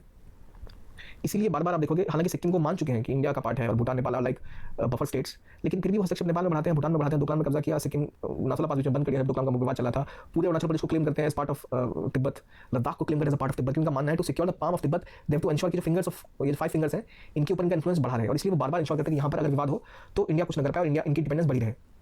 तो यहाँ एक मेजर कॉन्फ्लिक्ट है चाइना के साथ जो इंडिया देख रहा है। अब मुझे बताइए कि क्या और रीजन है दुनिया में जहाँ पर इनके बीच में विवाद चल रहा है, कि इस रीजन में जो बाउंड्री की डिस्प्यूट है कहाँ है। 3 सेक्टर है इंडिया चाइना के। सबसे पहले इंडिया के बॉर्डर पे जो इशू है वो देखते हैं, क्योंकि इशू तो बहुत सारे हैं, लेकिन पहला बॉर्डर पे जो इशू है वो देखते हैं। जैसे मैंने बोला कि तिब्बत एक इंपॉर्टेंट इलाका है जिसको सिक्योर करना चाहते हैं, उसके पाम की 5 फिंगर्स हैं, 5 रीजन पे अपना अपना प्रभुत्व बनाना चाहते हैं। इसलिए आपको दिखेगा वो तिब्बत में घुस रहे हैं, वो चाइना में नेपाल में डोमेस्टिक पॉलिटिक्स में हस्तक्षेप कर रहे हैं, भूटान के साथ बेकरार है डिप्लोमेटिक रिलेशन स्थापित करने पर। तो अभी जो मुद्दे हैं वैसे हैं, 3 सेक्टर है, एक वेस्टर्न सेक्टर है, एक सेंट्रल सेक्टर है और एक ईस्टर्न सेक्टर है। जो वेस्टर्न सेक्टर है वो लद्दाख वाला, जहां आपको अक्सर गलवान की बात हुई, रिसेंट लड़ाई हुई थी, लद्दाख की बात कर लो। अब जो गोल्डी बेग एयर स्ट्रिप, सबसे ऊंची एयर स्ट्रिप में से जो इंडिया यहाँ बना रहा था, जो इनको डर लग गया कि भाई इंडिया एयर स्ट्रिप बनाएगा तो शायद इंडिया कैपेसिटी बढ़ जाएगी, इसलिए उन्होंने इसके खिलाफ हमला बोल दिया। यहाँ लड़ाइयाँ चली काफी दिनों तक। वेस्टर्न सेक्टर में लगभग पूरा इलाका डिस्टर्ब है, कभी भी कहीं से भी हिंसा शुरू हो जाती है। ईस्टर्न सेक्टर अरुणाचल प्रदेश का पूरा चाइना ने क्लेम किया कि पूरा अरुणाचल प्रदेश ही हमारा है। फिर एक सेंट्रल सेक्टर में नॉर्मली जो बाउंड्री वो सेटल्ड है, मानता है सिक्किम को कि as a part of India, और यहाँ पर आपका नाथुला पास है, लेकिन वहाँ भी विवाद जब डोकलाम में हुआ था उन्होंने नाथुला पास बंद कर दिया था, तो ये सेक्टर भी दोबारा न्यूज़ में आ गया था। तो एक सेक्टर को छोड़ दिया सेंट्रल सेक्टर, तो western sector eastern sector are disturb, जहाँ इंडिया और चाइना के विवाद चल रहे हैं। क्यों? ये जो रीजन है, ये रीजन इनको पाकिस्तान ने गिफ्ट में दे दिया, जो इंडिया का पार्ट था। यहाँ से आपका सीपैक निकल रहा है जो इंडिया की टेरिटरी है। यहाँ आप क्लेम कर रहे हो पूरा लद्दाख, यहाँ आप क्लेम कर रहे हैं अरुणाचल प्रदेश, यहाँ आप डोकलाम का टेंशन में बड़े बड़े रूट बनाने लगे बिना इंडिया को बताए हुए। तो कॉन्फ्लिक्ट कई जगहों पर है। लद्दाख में है कि इंडिया मानता है जॉनसन लाइन को, जो कि लद्दाख को कश्मीर का पार्ट बनाती है, और obviously Ladakh was part of JNK। लेकिन चाइना जो मानता है मैकडोनल्ड लाइन को, जो बताती है कि ये जो रीजन है ये जिनजियांग प्रोविंस जो चाइना का उसका पार्ट है, और इसलिए उसके ऊपर पूरा क्लेम ठोक गया कि पूरा लद्दाख हमारा है। यहाँ मुद्दा ये हो गया। अरुणाचल प्रदेश के आसपास जो मैकमोहन लाइन है, ये उसको मानने से इनकार करते हैं। जब 1962 का वॉर हुआ था तब वो यहाँ से असम तक पहुंच गए थे, लेकिन बाद में वापस चले गए थे। वहाँ ये मैकमोहन लाइन के पीछे चले गए थे लोग। इधर जो कब्जा किया अक्सर चीन का, तो वो अक्सर चीन पूरा कैप्चर कर लिया लोगों ने, जो इंडिया को दोबारा दिया नहीं। तो western sector, eastern sector, central sector, तीनों सेक्टर सेंट्रल सेक्टर सेटल्ड है। क्यों सेटल्ड है भाई? भूटान के साथ को नेपाल एक बफर स्टेट है, तो इंडिया का मुद्दा है ही नहीं। थोड़ा सा सिक्किम का इशू था, उन्होंने मान लिया था 2003 में कि हाँ ये टेरिटरी डिस्प्यूट सेटल्ड है, पर इन दोनों सेक्टर में विवाद अभी तक बना हुआ है। तो कौन सी लाइन कौन मानता है? जॉनसन लाइन कहाँ पर है, मैकमोहन लाइन कहाँ पर है, मैकडोनल्ड लाइन कहाँ पर है, ये क्लैरिटी आपको होनी चाहिए। जॉनसन लाइन इंडिया मानता है यहाँ पर जिसके थ्रू ये जम्मू कश्मीर का पार्ट है, वो का नहीं, ये तो जिनजियांग का पार्ट है, और इसीलिए उन्होंने अक्सर चीन पे कब्जा किया, पूरा लद्दाख को क्लेम करते हैं। क्यों क्लेम कर रहे हैं भाई इतना? क्योंकि आगे काराकोरम पास है लद्दाख के आगे, जहाँ से मेजर जो इनका जो सीपैक वाला रूट बनने वाला है, वहाँ से जो मेजर मूवमेंट ऑफ गुड्स या चीजें होंगी वो काराकोरम पास के थ्रू होंगे। लद्दाख पे इसका कब्जा है इस रीजन में, अक्सर चीन के ऊपर। वो एक पॉइंट ऑफ टाइम पर नजर रख सकता है काराकोरम पास पे क्या चीजें हो रही हैं, भविष्य में उनके पास एक बड़ा एडवांटेज हो सकता है। यहाँ अरुणाचल प्रदेश जैसे बोला तिब्बत को लेकर काफी इनसिक्योर है वो, तो वो नहीं चाहते कि क्योंकि यहाँ पर तवांग की मॉनेस्ट्री है फेमस, जहाँ पर तिब्बतन बुद्धिज्म फॉलो होता है। इंडिया में जो दलाई लामा थे, जो तिब्बत से भाग के इंडिया आए थे, उनको शरण दी गई है। वो धर्मशाला में उनका पूरा एक सेटअप है, इसलिए वो हमेशा एक बड़ा इशू रहता है चाइना के लिए कि भारत में दलाई लामा को शरण दे रखी है, और जो तिब्बत में नेशनलिज्म है उसको शायद वो इंडिया के खिलाफ यूज, चाइना के खिलाफ यूज करना चाहता है इंडिया। सो तिब्बत को लेकर जो उनकी इनसिक्योरिटी है, इस वजह से वो और ज़्यादा राज्यों पर क्लेम करते हैं, और ज़्यादा वो एक मस्कुलर पॉलिसी फॉलो करते हैं। और बात यह कि हमेशा उनका कहना है कि आप मानो एक पॉलिसी को जो है पॉलिसी ऑफ वन चाइना, एक ही चाइना है, बाकी कोई चाइना नहीं है। तो बोलोगे दूसरी चाइना है कहाँ? क्योंकि चाइना के नीचे एक छोटा सा देश, इसका नाम है ताइवान।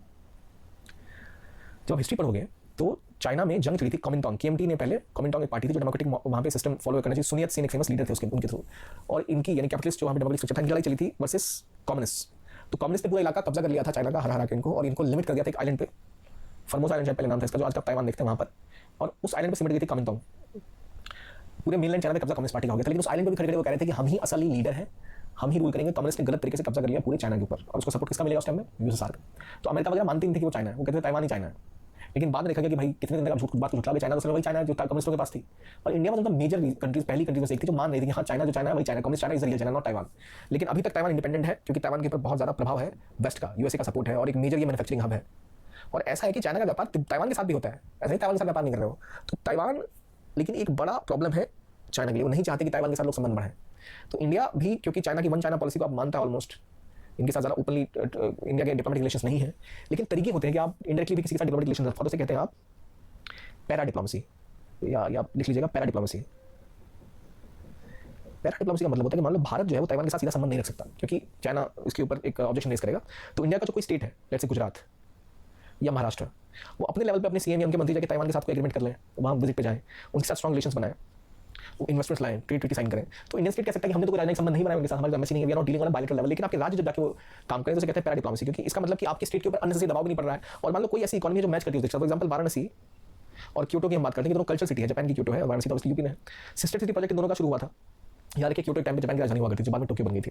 तो जापान और इंडिया की ये दो सिटी हैं जो आपस में कोलैबोरेशन करते हैं। तो आप नहीं कह सकते इंडिया जापान का संबंध है, सिटी लेवल पे कोलैबोरेशन होता है, छोटे लेवल पर इसके खिलाफ ऑब्जेक्शन करना मुश्किल हो जाता है। तो जब देश बायलैटरली रिलेशन स्ट्रॉन्ग नहीं रख पाते तब वो इस तरह से पैरा डिप्लोमेसी करते हैं। जैसे इजराइल के साथ इंडिया ने सालों तक कोई राजनीतिक संबंध नहीं रखे थे, लेकिन इजराइल के साथ हमेशा से इंडिया के स्टेट्स के CMs की विजिट होती थी, इन्वेस्टमेंट्स की कंपनीज के साथ बातें होती थी, ताकि इंश्योर किया जा सके कि कुछ ना कुछ स्टेट लेवल के कनेक्शंस बने होते हैं। तो वो पैरा डिप्लोमेसी का ऑप्शन है। ताइवान को नहीं यूज कर सकता है चाइना। तो जो इनसिक्योरिटी ऑफ चाइना वो राइज करती है तिब्बत से, ताइवान से, और उनकी क्वेस्ट टू हमेशा identify themselves as one China, and वो हमेशा चाहते हैं बाकी देश रिस्पेक्ट करेंगे सॉवरेनिटी की। भारत कर भी रहा है भाई, लेकिन क्या वो इंडिया की रिस्पेक्ट कर रहे हैं? सॉवरेनिटी नहीं। वो POK को मानते हैं कि आजाद कश्मीर है, वो अक्सर चीन पे कब्जा करके बैठे हुए हैं, वो लद्दाख पे क्लेम कर रहे हैं। So India needs to take up its ante and India needs to take steps ताकि इंडिया कन्फ्रंट कर पाए चाइना को। तो ये मुद्दा बॉर्डर पे है जो जस्ट इंडिया के साथ में।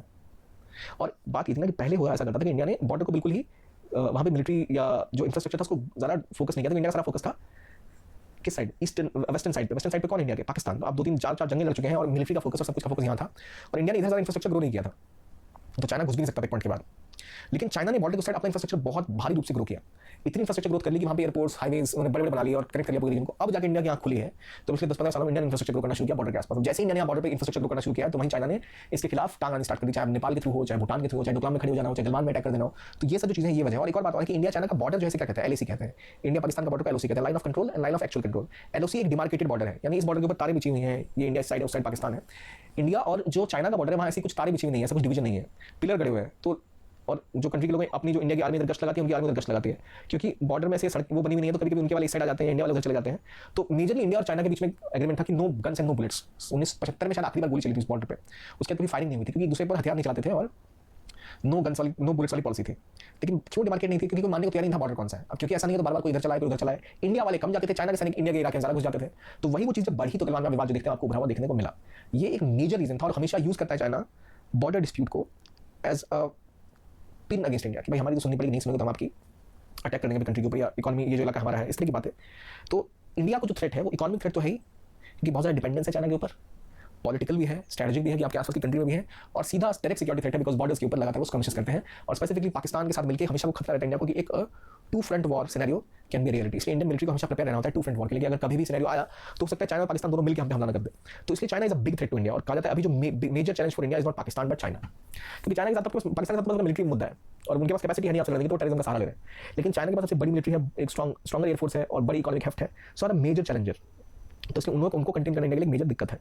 ये एक जो चैलेंज है वो हो गया बॉर्डर के फ्रंट पर। दूसरा जो चैलेंज है वो है इकोनॉमिक फ्रंट पर। तो देखो ये जो अपनी बेल्ट बना रहे हैं, मैरीटाइम बेल्ट, ऐसी बेल्ट इनकी बन रही है, यहाँ से कनेक्ट करेंगे, रोड आप ऐसे कनेक्ट करेंगे, तो जो मेजर कंट्रीज दुनिया भर की चाइना से कनेक्टेड रहेंगी, तो जो इनका सप्लाई चेन है उस पर प्रभाव बन जाएगा। और इधर आप देखो कोलंबो पे इनके शिप यहाँ डॉक होते हैं, चिटगांग बांग्लादेश में शिप डॉक होते हैं, म्यांमार में डॉक होते हैं, मलेशिया में डॉक होते हैं, फिलीपींस शंघाई में डॉक होते हैं। तो इस तरह से, और खासतौर पर अफ्रीका में जैसे जिबूटी में भी इन्होंने अपना एक बेस बना लिया है। तो BRI कॉरिडोर के थ्रू जितने मेजर पोर्ट्स इंडिया के, आपको मेरे आसपास एक ऐसा जाल सा बिछा हुआ है, यहाँ से गोदर में जाएंगे तो इंडिया को पूरे से घेरा हुआ है। तो इस तरह इनकी शिप्स हैं जो बाद में इनकी नेवी भी यूज कर सकती है शायद, इनके इंटेलिजेंस वाले। तो they are creating a sort of string of pearls. तो मैरीटाइम चैलेंज इंडिया के लिए अलग है। ये तो हमने देखा सिर्फ बॉर्डर का चैलेंज था। मैरीटाइम चैलेंज यूँ अलग है कि चाहे चिटगांग हो, चाहे कोलंबो हो, हम्बनटोटा हो, फिलीपींस हो, मलेशिया हो, हर जगह इनकी नेवल प्रेजेंस भी बढ़ती जा रही है, और इतनी बड़ी हुई नेवल प्रेजेंस इंडिया के लिए डायरेक्ट एक मैरीटाइम चैलेंज है। इसलिए इंडिया कोशिश कर रहा है कि जो मेजर मैरीटाइम इकोनॉमी है उनके साथ कोलैबोरेट किया जाए और इनके स्ट्रिंग ऑफ पर्ल्स के बदले में आयरन कर्टन बनाया जाए, जिससे चाइना को इंडिया घेर ले। तो जो मैरीटाइम जिग्सॉ इंडिया के आसपास चाइना कंस्ट्रक्ट करने के लिए बड़ी खतरे की स्थिति है। इसी में आप देखते हो लैंड के लिए, चलो मान लो ग्वादर से यहाँ से अपना ये जो कोशिश करें BRI कॉरिडोर का, वो क्या है। तो जैसे मैंने बोला कि मान लो यहाँ पर एक चोक पॉइंट है, यहाँ से बहुत सारी एनर्जी यहाँ जाती है, और 70% 40% आपकी जो एनर्जी है, जो आपका शिपमेंट है, यहाँ से जाता है स्ट्रेट ऑफ मलक्का से। यहाँ है अंडमान निकोबार का सी, जहाँ पर इंडिया की नेवी की प्रेजेंस है। तो कभी इंडिया चाहे तो एरिया को ब्लॉक कर सकता है। तो इसका एक ऑप्शन बना दिया उन्होंने, यहाँ पर ग्वादर का पोर्ट बिल्ड किया, और यहाँ से इनका ये हाईवे चलता है, ये काशगार होते हुए, अबोटाबाद होते हुए यहाँ पहुँच जाता है चाइना, और ये लैंड बाय लैंड रूट पहुँच गए। इससे इंडिया कुछ कर भी नहीं पाएगा। तो it's like a bypass to strait of Malacca. तो ये बड़ा इंपॉर्टेंट है इनके लिए, और ये पूरा जो हाईवे गुजरता है, $26 बिलियन $40 बिलियन की इन्वेस्टमेंट पाकिस्तान में कर रहे हैं, काफ़ी ज़्यादा उनकी इकोनॉमी का फायदा होगा। और इंडिया के एक रीजन से जो इंडिया का पार्ट है, वहाँ से आपका रूट गया हुआ है, तो इंडिया के लिए मेजर चैलेंज है। और क्योंकि ग्वादर में इनकी नेवी भी स्टेशन रहेगी, तो इंडिया के लिए खतरा हो सकता है भविष्य में कि आप गुजरात और मुंबई का जो पोर्ट है, उसमें जो चीज़ें आ रही हैं उसको रोक सकते हो, इनके सफाई वॉर, या प्रभावित कर सकते हो चीज़ों को। तो इसलिए इंडिया के लिए security threat, port security threat है, मैरीटाइम सिक्योरिटी थ्रेट है, एक सिक्योरिटी चैलेंज और स्ट्रेटेजिक चैलेंज इस रीजन में है। इंडिया चाहे बाहर डेवलप कर रहा था, इधर जस्ट पास में यहाँ, लेकिन वहाँ भी क्योंकि अमेरिका ने सैंक्शन ईरान के ऊपर लगाया, तो इंडिया ठीक डेवलप नहीं कर पा रहा था। तो अब इस पूरे रीजन में अगर देखो ना, तो जो इन्वेस्टमेंट्स हैं, खूब सारी इन्वेस्टमेंट करी है पाकिस्तान के ऊपर चाइना ने। कराची से पेशावर का मोटरवे बनाया है, एयरपोर्ट ग्वादर पोर्ट के पास, कोल पावर प्लांट बनाए हैं, एक पंजाब में 1.6 बिलियन का एक और कोल फायर पावर प्लांट है, फिर 8 बिलियन का कराची टू पेशावर रेलवे बना रहे हैं। क्यों? क्योंकि इस पूरे रीजन को ये जिंजियांग प्रोविंस जो है, जिंजियांग प्रोविंस वही प्रोविंस है जहाँ पर आपका जो मेजरली आप देखते हो उइगर जो ग्रुप है, जो काफ़ी ज़्यादा प्रोसिक्यूटेड है चाइना में, जो मुस्लिम्स थे, चाइनीज मुस्लिम्स, ये इसी हिस्से के पार्ट है जिंजियांग का। जिंजियांग की स्थिति बहुत खराब होती है, डेवलप नहीं है। तो वो चाहते हैं कि एक इस रीजन का भी ग्रोथ हो जाए, और वहाँ जो उइगर पॉपुलेशन है, जो वहाँ के मुस्लिम्स के खिलाफ जो उनकी काफ़ी ज़्यादा दमनकारी नीतियाँ हैं, वो चालू रहे। और पाकिस्तान की बात करूँ तो इतना आपने आपको बताया कि इस्लामिक वो एक रूलर है, इस्लामिक एक लीडर है, उसे जिंजियांग में कोई दिक्कत नहीं है। चाहे अमेरिका कितने भी लोगों को, चाइना कितने भी लोगों को कंसंट्रेशन कैंप में भेज दे, कितने लोग सुधारगृह में भेज दे, और कितने भी जो, क्योंकि देखिए चाइना असल में एक स्टेट है, तो वहाँ वो कहता है कि आपने धर्म को फॉलो मत करो, हम बताएंगे आप कैसा धर्म फॉलो करोगे। पाकिस्तान को उससे कोई दिक्कत नहीं है। वो हमें क्या दिखाता है कि in international relations interest are above everything else. मुझे अपना हित देखना है, बाकी धर्म जात कौन किसकी बात कर रहा है, किसी देश के लिए किसी से कोई मतलब नहीं है। इसका बेस्ट एग्जांपल है चाइना पाकिस्तान रिलेशंस। चाइना पूरे दिन इस्लाम के खिलाफ काम कर रहा है, जो उनके मुस्लिम्स की पूरी हालत हो रखी है। पाकिस्तान की इकोनॉमी पूरी की पूरी चाइना पर डिपेंडेंट होती जा रही है। चाइना पाकिस्तान को कोई चिंता नहीं है। चाइना बोले दिन है तो दिन, रात है तो रात है। सो डिपेंडेंस इस तरह बढ़ चुका है इनका इस देश के ऊपर। और ये एक डायमेंशन है जो आपको पाकिस्तान में दिख रहा है, एक डिपेंडेंस जो आपको मैरीटाइम के डोमेन में दिख रहा है, लेकिन ये केवल एशिया या इस रीजन में नहीं है, ये मेजरली अफ्रीका के रीजन में भी ऐसे फैला हुआ है। अगर आप देखो अफ्रीका में, तो चाइना की इन्वेस्टमेंट देखो अफ्रीका में किन किन पोर्ट्स में है, गिनी, सेरा लियोन, अंगोला। आप देखो कुछ जो है वो ऑपरेटर है, जैसे आपको ये दिख रहा है टोगो में ऑपरेटर है, कुछ में ऑपरेटर भी फंडेड भी उन्होंने फंड किया हुआ है। तो पूरी जो आपको ये ईस्टर्न कोस्ट दिख रही है, वेस्टर्न कोस्ट दिख रही है, यहाँ पे इनका कब्जा बड़ा पड़ा है। हर मेजर जो अफ्रीकन पोर्ट है वहाँ पे इनके पैसे लगे हुए हैं, वहाँ पे इनके लोग हैं, जमीन है लीज पे ली हुई है। तो अफ्रीका पे जो चाइनीज इन्फ्लुएंस बहुत ज्यादा हो गया कंपेयर टू अमेरिका। अमेरिका बीच में फोकस हो रहा था अपने वेस्ट के ऊपर, तो इलाका खुला में लाइन को हल्के घुस गए। अब जिबूटी में मिलिट्री बेस भी बना दी है चाइना ने, जिबूटी या गिनी है, चोक पॉइंट के पास है, यानी सुएज कनाल को भी सिक्योर करना होता है, तो वहाँ हर जगह ये है। और अभी आप देखो तो जो अफ्रीकन कंट्रीज में पहले इंपोर्ट हुआ करते थे, मेजर इंपोर्ट होते थे, वो फ्रांस से हुआ करते थे या फिर साउथ अफ्रीका या यूएसए से कुछ हुआ करते थे। लेकिन 2000 का मुकाबला 2019 से करो, जो मेजर एक्सपोर्ट यहाँ पर इंपोर्ट हो रहे हैं इन कंट्री में, सारे के सारे चाइना से हो रहे हैं। और ये जितनी कंट्री सेंट्रल एशिया में आप देख, सेंट्रल अफ्रीका में आप देख रहे हो या फिर वेस्टर्न अफ्रीका की आप देख रहे हो, इन सभी की इकॉनमी बहुत कमजोर है, यहाँ पे बहुत सारी सिविल वॉर चलती रहती है। तो जितने भी इंपॉर्टेंट रूलर्स हैं यहाँ पे, डिक्टेटर्स हैं, उन सबको चाइना की गवर्नमेंट पैसे खिला देती है या ऐसा कर रखती है कि अपने प्रभाव क्षेत्र में बना के रखती है। तो चाइना का अफ्रीका में भी एक तरह से ये एक प्रभाव क्षेत्र बढ़ता जा रहा है, और India is a major player वहाँ पर भी। तो चाहे जिम्बाब्वे की बात करो आप, चाहे नाइजीरिया की बात करो, चाहे तंजानिया की बात करो, चाहे कीनिया की बात करो, वहाँ पर इंडिया भी प्रेजेंट है। और पहला एक स्क्रैम्बल फॉर अफ्रीका हुआ था यूरोपियन कंट्रीज के बीच में, जहाँ उन्होंने डिवाइड से बांट लिया था कि भाई कौन सा देश किसका, कौन सा देश किसका अफ्रीका का। अगर आप बाउंड्री देखोगे ना कभी, ये देखो कितनी सीधी सीधी लाइनें हैं, आपको एशिया में सीधी लाइनें दिखती है खिंची हुई। पता है सीधी लाइनें क्यों हैं? क्योंकि यूरोपियन कंट्रीज बैठी आपस में उन्होंने स्केल से बना के लक्ष्य, ये सबका हिस्सा हमारा नेचुरल बिल्कुल भी नहीं है। लेकिन अब जो स्क्रैम्बल चल रहा है वो एक रेस है यूएसए और चाइना के बीच में, कौन अफ्रीका में ज्यादा इन्वेस्टमेंट करेगा, कौन चाइना का बेटर पार्टनर बन के उभरेगा। और में इंडिया भी अब तेजी से आगे आ रहा है, लेकिन अभी देखो 1.8 और चाइना 2.5। तो ये एफडीआई है जो 2012-13 में। तो इस तरह आप देखो चाइना इज लीडिंग हर जगह। तो हर फ्रंट पे एक चैलेंज हो रहा है अमेरिका की, अफ्रीका में इन्वेस्टमेंट बढ़ा रहा है, और इंडिया को जरूरत है कि इंडिया भी कंपीट करे वहाँ। इंडिया की भी $52 बिलियन के आसपास इन्वेस्टमेंट, 35 बिलियन के आसपास अफ्रीका में इन्वेस्टमेंट है, लेकिन चाइना का चैलेंज वहाँ भी है। So India need to compete with them there as well. तो इंडिया कैसे कम्पीट करेगा अफ्रीका में, कैसे कम्पीट कर रहा है एशिया में, ये हम समझेंगे और इन चीज़ों के बारे में अगले लेक्चर में डिस्कस करेंगे। बट आई होप आपको एक ब्रॉड आउटलाइन अफ्रीका चाइना